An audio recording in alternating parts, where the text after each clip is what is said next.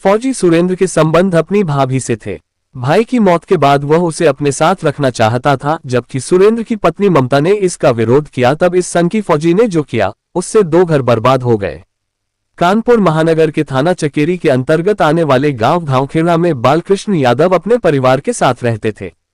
उनके परिवार में पत्नी वीरवती के अलावा 2 बेटियां गीता, ममता और 3 बेटे मोहन, राजेश और श्याम सुंदर थे।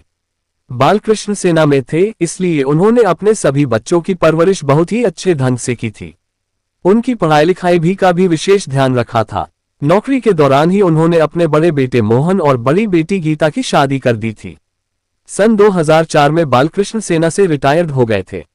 अब तक उनके अन्य बच्चे भी सयाने हो गए थे, इसलिए वह एक एक की शादी करके इस जिम्मेदारी से मुक्ति पाना चाहते थे।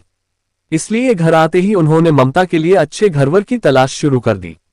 इसी तलाश में उन्हें अपने दोस्त लक्ष्मण सिंह की याद आए, क्योंकि उनका छोटा बेटा सुरेंद्र सिंह शादी लायक था। लक्ष्मण सिंह भी उन्हीं के साथ सेना में थे। उनके परिवार में पत्नी लक्ष्मी देवी के अलावा 2 बेटे वीरेंद्र और सुरेंद्र थे। वीरेंद्र प्रॉपर्टी डीलिंग का काम करता था, जबकि सुरेंद्र की नौकरी सेना में लग गई थी। वीरेंद्र की शादी कानपुर के ही मोहल्ला श्यामनगर के रहने वाले राम बहादुर की बहन निर्मला से हुई थी। सुरेंद्र की नौकरी लग गई थी, इसलिए लक्ष्मण सिंह भी उसके लिए लड़की देख रहे थे। सुरेंद्र का ख्याल आते ही बालकृष्ण अपने दोस्त के यहां जा पहुंचे। उन्होंने उनसे आने का कारण बताया तो दोनों दोस्तों ने दोस्ती को रिश्तेदारी में बदलने का निश्चय कर लिया। इसके बाद सारी औपचारिकताएं पूरी करके ममता और सुरेंद्र की शादी हो गई। ममता सतरंगी सपने लिए अपनी ससुराल गांधी ग्राम आ गई। ये सन 2005 की बात है। शादी के बाद ममता के दिन हंसी खुशी से गुजरने लगे, लेकिन जल्दी ही ममता की यह खुशी दुखों में बदलने लगी। इसकी वजह यह थी कि सुरेंद्र पक्का शराबी था। वह शराब का ही नहीं, शबाब का भी शौकीन था। इसके अलावा उसमें सभ्यता और शिष्टता भी नहीं थी। शादी होते ही हर लड़की मां बनने का सपना देखने लगती है। ममता भी मां बनना चाहती थी, लेकिन जब ममता कई सालों तक मां नहीं बन सकी तो वह इस विषय पर गहराई से विचार करने लगी। जब इस बात पर उसने गहराई से विचार किया तो उसे लगा कि एक पति जिस तरह पत्नी से व्यवहार करता है, उस तरह का व्यवहार सुरेंद्र उससे नहीं करता। उसी बीच ममता ने महसूस किया कि सुरेंद्र उसके बजाय अपनी भाभी के ज्यादा करीब है, लेकिन वह इस बारे में किसी से कुछ कह नहीं सकी। इसकी वजह यह थी कि उसने कभी दोनों को रंगे हाथों नहीं पकड़ा था। फिर भी उसे संदेह हो गया था कि कहीं कुछ गड़बड़ जरूर है। एक तो वैसे ही ममता को सुरेंद्र के साथ ज्यादा रहने का मौका नहीं मिलता था, दूसरे जब वह घर आता था तो उससे खींचा खींचा रहता था। सुरेंद्र ममता को साथ भी नहीं ले जाता था, इसलिए ज्यादातर वह मायके में ही रहती थी। आखिर शादी के 5 सालों बाद ममता का मां बनने का सपना पूरा ही हो गया। उसने एक बेटे को जन्म दिया, जिसका नाम रखा गया सौम्य। ममता को लगा कि बेटे के पैदा होने से सुरेंद्र बहुत खुश होगा। उनके बीच की जो हल्की फुल्की दरार है वह भर जाएगी। उसके जीवन में भी खुशियों की बहार आ जाएगी। लेकिन ऐसा हुआ नहीं, क्योंकि ममता को जैसे ही बेटा पैदा हुआ, उसके कुछ दिनों बाद ही सुरेंद्र के बड़े भाई वीरेंद्र की मौत हो गई। वीरेंद्र की यह मौत कुदरती नहीं थी। वह थोड़ा दबंग किस्म का आदमी था।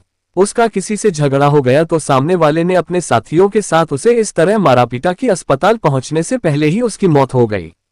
वीरेंद्र की मौत के बाद सुरेंद्र और उसकी भाभी के जो नाजायज संबंध लुका छिपकर बन रहे थे, अब घर परिवार और समाज की परवाह किए बगैर बनने लगे। ममता का जो संदेह था अब सच साबित हो गया।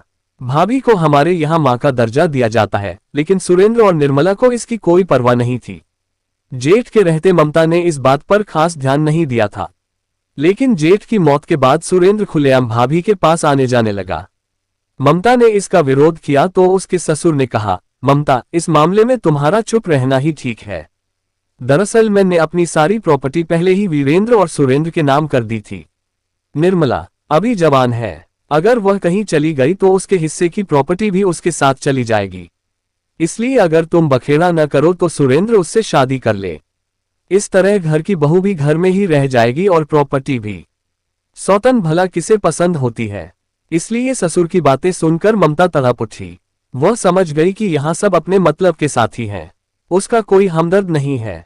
पति गलत रास्ते पर चल रहा है तो ससुर को चाहिए कि वह उसे सही रास्ता दिखाए और समझाए, जबकि वह खुद ही उसका समर्थन कर रहे हैं, बल्कि उससे यह कह रहे हैं कि वह सौतन स्वीकार कर ले।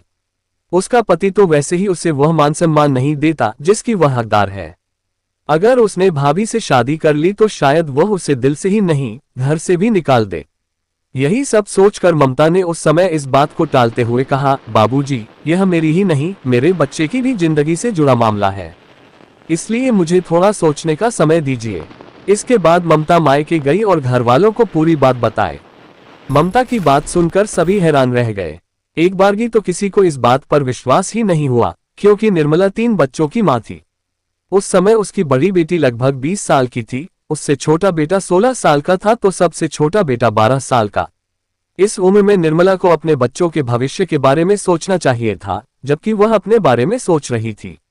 उसकी बेटी ब्याहने लायक हो गई थी, जबकि वह खुद अपनी शादी की तैयारी कर रही थी। ममता के घर वालों ने उससे साफ साफ कह दिया कि वह इस बात के लिए कतई न राजी हो। जेठानी को जेठानी ही बने रहने दे, उसे सौतन कतई न बनने दे। मायके वालों का सहयोग मिला तो सीधी सादी ममता ने अपने ससुर से साफ साफ कह दिया कि वह कतई नहीं चाहती कि उसका पति उसके रहते दूसरी शादी करे। ममता का यह विद्रोह न सुरेंद्र को पसंद आया, न उसके बाप लक्ष्मण सिंह को। इसलिए बाप बेटे दोनों को ही ममता से नफरत हो गई। परिणामस्वरूप दोनों के बीच दरार बढ़ने लगी। ममता सुरेंद्र की परछाई बनकर उसके साथ रहना चाहती थी, जबकि सुरेंद्र उससे दूर भाग रहा था। अब वह छोटी छोटी बातों पर ममता की पिटाई करने लगा। ससुराल के अन्य लोग भी उसे परेशान करने लगे। इसके बावजूद ममता न पति को छोड़ रही थी, न ससुराल को। इतना परेशान करने पर भी ममता न सुरेंद्र को छोड़ रही थी, न उसका घर। तो एक दिन सुरेंद्र ने खुद ही मारपीट कर उसे घर से निकाल दिया। सुरेंद्र ने जिस समय ममता को घर से निकाला था, उस समय उसकी पोस्टिंग लखनऊ के कमांड हॉस्पिटल में थी। ममता के पिता बालकृष्ण और भाई श्याम सुंदर ने सुरेंद्र के अफसरों से उसकी इस हरकत की लिखित शिकायत कर दी। तब अधिकारियों ने सुरेंद्र और ममता को बुलाकर दोनों की बात सुनी। चूंकि गलती सुरेंद्र की थी, इसलिए अधिकारियों ने उसे डांटा फटकारा ही नहीं, बल्कि आदेश दिया कि वह ममता को 10,000 रुपये महीने खर्च के लिए देने के साथ बच्चों को ठीक से पढ़ाए लिखाए। इसके बाद अधिकारियों ने कमांड हॉस्पिटल परिसर में ही सुरेंद्र को मकान दिला दिया, जिससे वह पत्नी और बच्चों के साथ रह सके। अधिकारियों के कहने पर सुरेंद्र ममता को साथ लेकर उसी सरकारी क्वार्टर में रहने तो लगा, लेकिन उसकी आदतों में कोई सुधार नहीं आया। उसे जब भी मौका मिलता, वह भाभी से मिलने कानपुर चला जाता। अगर ममता कुछ कहती तो वह उससे लड़ने झगड़ने लगता। साथ रहने पर सुरेंद्र से जितना भी हो सकता था, वह ममता को परेशान करता रहा। इसके बावजूद ममता उसका पीछा छोड़ने को तैयार नहीं थी। अगर सुरेंद्र ज्यादा परेशान करता तो वह उसकी जातियों की शिकायत उसके अधिकारियों से कर देती, जिससे उसे डांटा फटकारा जाता। लखनऊ में रहते हुए ममता ने एक बेटी को जन्म दिया। बेटी के पैदा होने के समय वह मायके आ गई थी, लेकिन 2 महीने के बाद वह अकेली ही लखनऊ चली गई। धीरे धीरे सुरेंद्र सेना के नियमों का उल्लंघन करने लगा। एक दिन वह शराब पीकर बिना हेलमेट के सैन्य क्षेत्र में मोटरसाइकिल चलाते पकड़ा गया तो उसे दंडित किया गया, लेकिन उस पर इसका कोई असर नहीं पड़ा। दंडित किए जाने के बाद भी उसमें कोई सुधार नहीं आया। इसी तरह दोबारा शराब पीकर बिना हेलमेट के सैन्य क्षेत्र में मोटरसाइकिल चलाने पर सेना के गार्ड ने उसे रोका तो उसने गार्ड को जान से मारने की धमकी दी। गार्ड ने इस बात की रिपोर्ट कर दी। निश्चित था इस मामले में उसे सजा हो जाती, इसलिए सजा से बचने के लिए वह भागकर कानपुर चला गया। सुरेंद्र को लगता था कि इस सब के पीछे उसके साले श्याम सुंदर का हाथ है। ये बात दिमाग में आते ही श्याम सुंदर उसकी आंखों में कांटे की तरह चुभने लगा। क्योंकि श्याम सुंदर काफी पढ़ा लिखा और समझदार था। वह कानपुर में ही एयरफोर्स में नौकरी कर रहा था। बात भी सही थी। उसी ने अधिकारियों से उसकी शिकायत करके ममता को साथ रखने के लिए उसे मजबूर किया था। सुरेंद्र को लग रहा था कि जब तक श्याम सुंदर रहेगा, उसे चैन से नहीं रहने देगा। इसलिए उसने सोचा कि अगर उसे चैन से रहना है तो उसे खत्म करना जरूरी है। इसी बात को दिमाग में बैठा कर सुरेंद्र 29 सितंबर को चकेरी के विराटनगर स्थित अपने ससुर की दुकान पर जा पहुंचा। उस समय शाम के 7 बज रहे थे। श्याम सुंदर ड्यूटी से आकर दुकान पर बैठकर पिता की मदद करता था। संयोग से उस दिन श्याम सुंदर दुकान पर अकेला ही था। सुरेंद्र ने पहुंचते ही अपने लाइसेंसी रिवाल्वर से श्याम सुंदर पर गोली चला दी। गोली लगते ही श्याम सुंदर गिरकर छटपटाने लगा। गोली की आवाज सुनकर आसपास के लोग दौड़े तो सुरेंद्र ने हवाई फायर करते हुए कहा, अगर किसी ने रोकने या पकड़ने की कोशिश की तो उसका भी यही हाल होगा। डर के मारे किसी ने सुरेंद्र को पकड़ने की हिम्मत नहीं की। सुरेंद्र आसानी से वहां से भाग निकला। पड़ोसियों की मदद से बालकृष्ण बेटे को एयरफोर्स हॉस्पिटल ले गए, जहां निरीक्षण के बाद डॉक्टरों ने उसे मृत घोषित कर दिया। श्याम सुंदर की मौत से उसके घर में कोहराम मच गया। श्याम सुंदर की पत्नी सीमा देवी, जिसकी शादी अभी 3 साल पहले ही हुई थी, उसका रो रो कर बुरा हाल था। अपने 2 साल के बेटे कार्तिक को सीने से लगाए कह रही थी, बेटा तू अनाथ हो गया। तुझे किसी और ने नहीं, तेरे फूफा ने ही अनाथ कर दिया। इस घटना की सूचना ममता को मिली तो उसका बुरा हाल हो गया।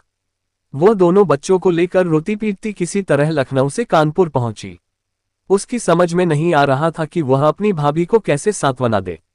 वह तो यही सोच रही थी कि वह स्वयं विधवा हो गई होती तो इससे अच्छा रहता। घटना की सूचना पाकर अहिरवा चौकी प्रभारी विक्रम सिंह चौहान, सिपाही रूप सिंह यादव, सीमांत सिकरवार, विनोद कुमार तथा योगेंद्र को साथ लेकर घटनास्थल पर पहुंचे। घटना गंभीर थी, इसलिए उन्होंने घटना की सूचना थाना प्रभारी संगमलाल सिंह को दी।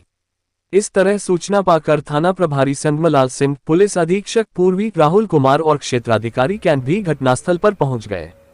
इसके बाद श्याम सुंदर के भाई राजेश यादव द्वारा दी गई तहरीर के आधार पर हत्या का ये मुकदमा थाना चकेरी में सुरेंद्र सिंह यादव पुत्र लक्ष्मण सिंह यादव निवासी गांधी ग्राम चकेरी के खिलाफ दर्ज कर लिया गया। दूसरी ओर घटनास्थल और लाश का निरीक्षण करने पुलिस ने उसे पोस्टमार्टम के लिए भिजवा दिया था। इसके बाद मामले की जांच की जिम्मेदारी थाना प्रभारी संगमलाल सिंह ने संभाल ली। अगले दिन पोस्टमार्टम के बाद श्याम सुंदर का शव मिला तो घर वालों ने सुरेंद्र की गिरफ्तारी न होने तक अंतिम संस्कार करने से मना कर दिया। मृतक के घर वालों की इस घोषणा से पुलिस प्रशासन सख्ते में आ गया। इसके बाद पुलिस सुरेंद्र की गिरफ्तारी के लिए दौड़धूप करने लगी। परिणामस्वरूप अगले दिन यानी 1 अक्टूबर 2013 को रामादेवी चौराहे से सुबह 4 बजे अभियुक्त सुरेंद्र सिंह यादव को गिरफ्तार कर लिया गया। इसके बाद पुलिस ने सुरेंद्र की निशानदेही पर हत्या में प्रयुक्त उसकी लाइसेंसी रिवाल्वर बरामद कर ली। पूछताछ में सुरेंद्र ने बताया, मेरे अपनी भाभी निर्मला से अवैध संबंध थे। भाई के मरने के बाद मैं उसे अपने साथ रखना चाहता था, जबकि ममता और उसके घर वाले इस बात का विरोध कर रहे थे। श्याम सुंदर इस मामले में सबसे ज्यादा टांग अड़ा रहा था, इसलिए मैंने उसे खत्म कर दिया। सुरेंद्र की गिरफ्तारी के बाद उसी दिन शाम को श्याम सुंदर को घर वालों ने उसका अंतिम संस्कार कर दिया।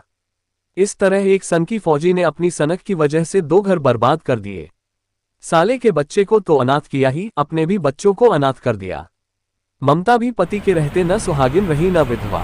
उसके लिए विडंबना यह है कि वह मायके में भी रहे तो कैसे। अब उसकी और उसके बच्चों की परवरिश कौन करेगा। सुरेंद्र को सजा हो गई तो उसके मासूम बच्चों का क्या होगा। तो दोस्तों, ये थी पूरी कहानी। कहानी को लास्ट तक सुनने के लिए आपका तहे दिल से धन्यवाद। कहानी के बारे में आपकी क्या राय है, कमेंट करके जरूर बताएं। मेरा ये चैनल अभी नया है, इसलिए मुझे आपके सहयोग की बहुत ज्यादा जरूरत है, इसलिए कमेंट जरूर करें। तो चलिए दोस्तों, आज के लिए इतना ही। कल फिर मिलते हैं क्राइम की एक सच्ची कहानी के साथ। तब तक के लिए स्वस्थ रहें, सुरक्षित रहें और अपना ध्यान रखें। जय हिंद दोस्तों, जय भारत।